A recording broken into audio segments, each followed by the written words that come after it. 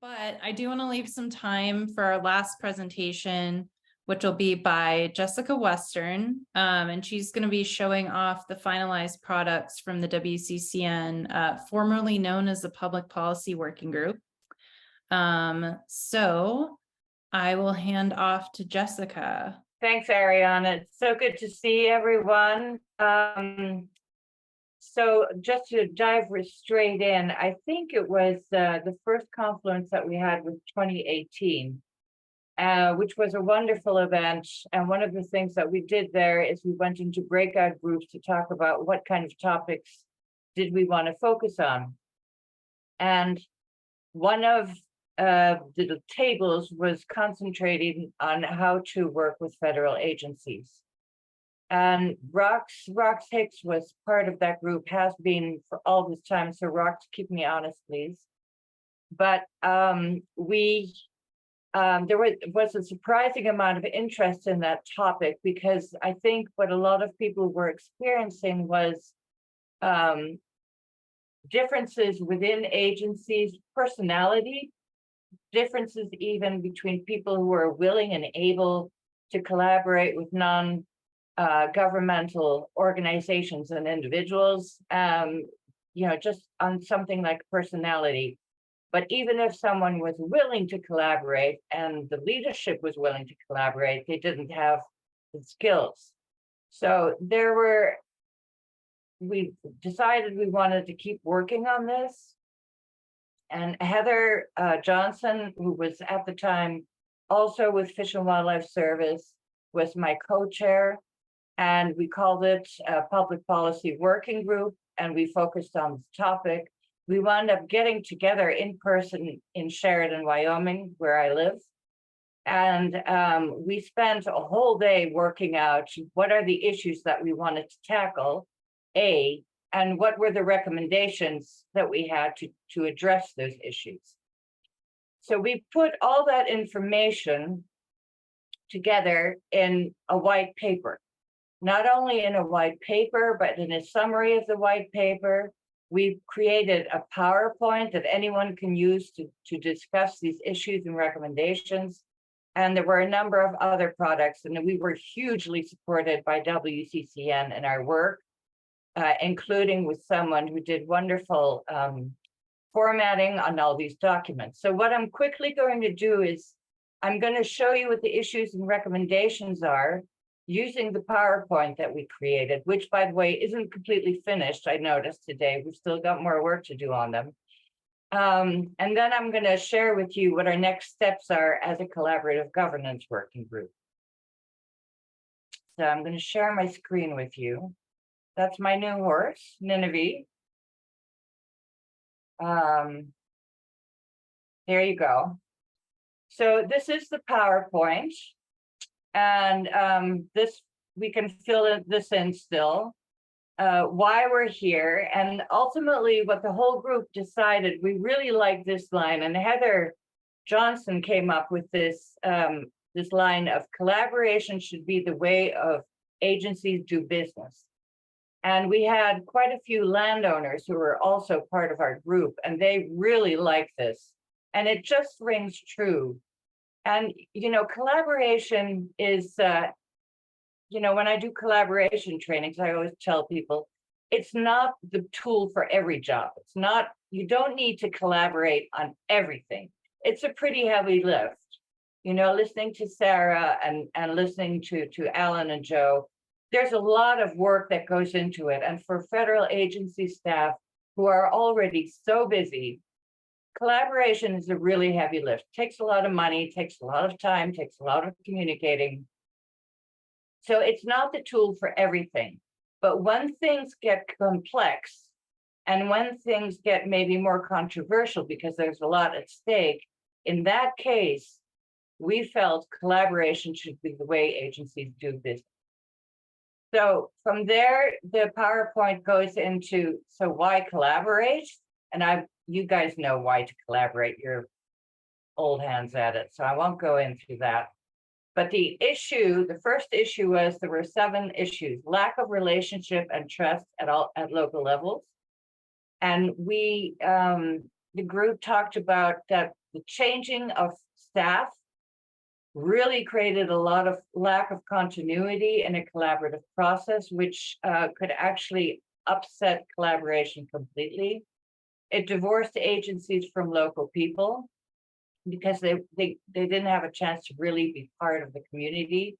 It hindered conservation, recreation, economy, created inefficiencies, and ultimately it could create conflicts. And we all had examples of that.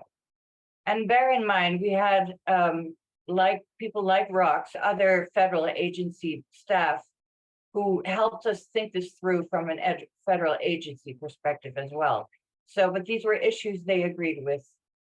And the recommendation for that first issue was to support what we call professionalism in place.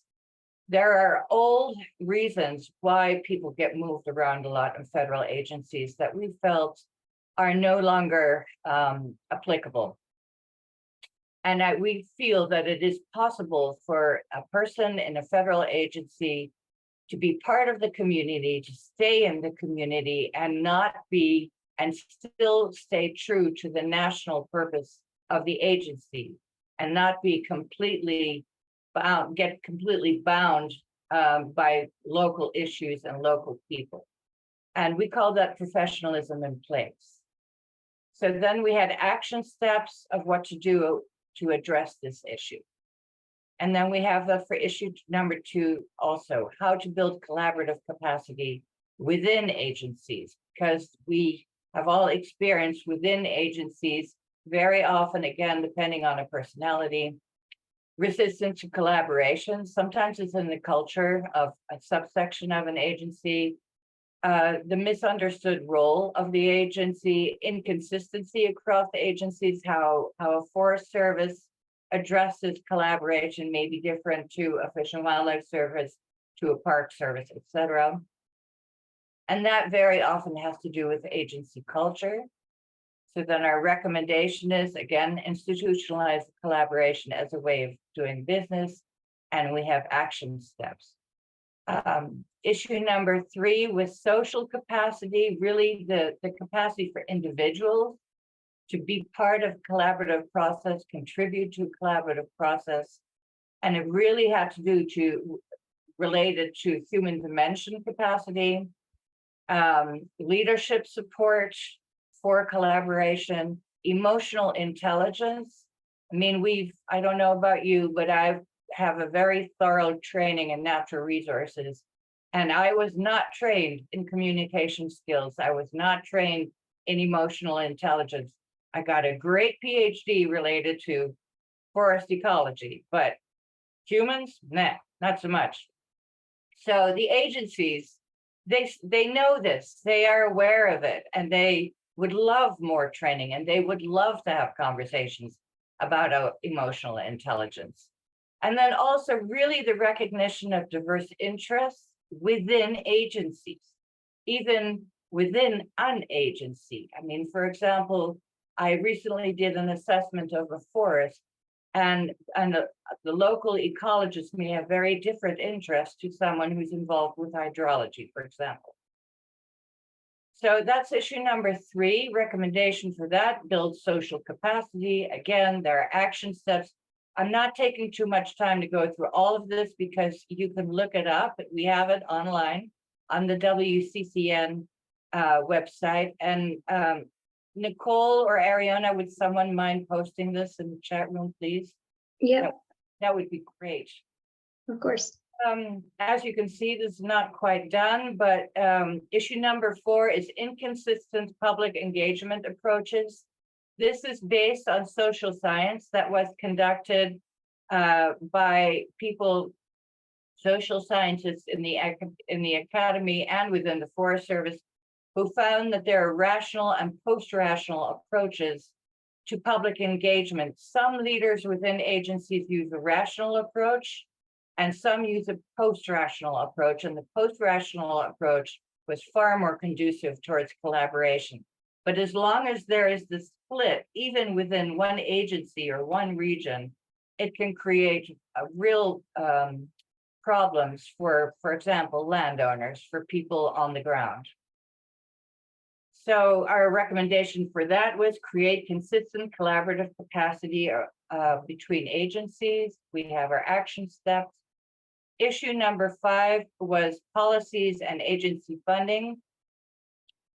There is this thing out there called FACA-FEAR, which is the Federal Advisory Committee Act. That too is a law that we don't think needs to go through Congress, but it does need, how it's applied needs to change. The regulations related to FACA need to change. And that is going to take some doing, and that might take outreach to Washington, D.C. and to legislators. And there's inadequate tools and funding within agencies for collaboration. Very often we find they talk a good talk, but the ability to really make it happen isn't always there. So update policies and fund agencies adequately, policy action steps. And those are the 5 big issues. I'm sorry, I said 7 issues. Thank heavens it's only 5. So that's the PowerPoint that we have. And then we have the actual white paper. So we will go into great detail about what we mean by all these things in the white paper. And then we have I'm sorry, this is the white paper. The previous, what I showed you is the summary of the white paper. So depending on who you're talking to, if someone has more time, this is your thing. If you really get involved in this topic, this is the white paper is the thing to read. So I'm going to stop sharing my screen.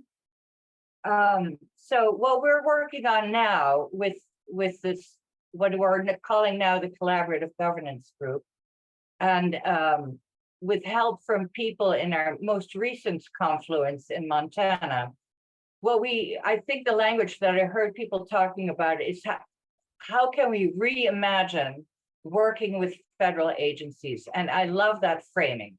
It's very, very positive. And actually, I think Bill Milson, that language is all your fault, and it's really great. So we're going to talk about how to reimagine working with federal agencies. How can we support federal agencies to become more fluent, if you will, in the practice of collaborative governance? And what can they do in return? And we are going to look at these documents that we've created with WCCN's help. And we're going to say, okay, what are these documents? Are they what we need? Do we need anything more? And if they're just right, how are we going to distribute them? How are we going to get the word out there? And so we think WCCN is a great organization under whose umbrella to do that.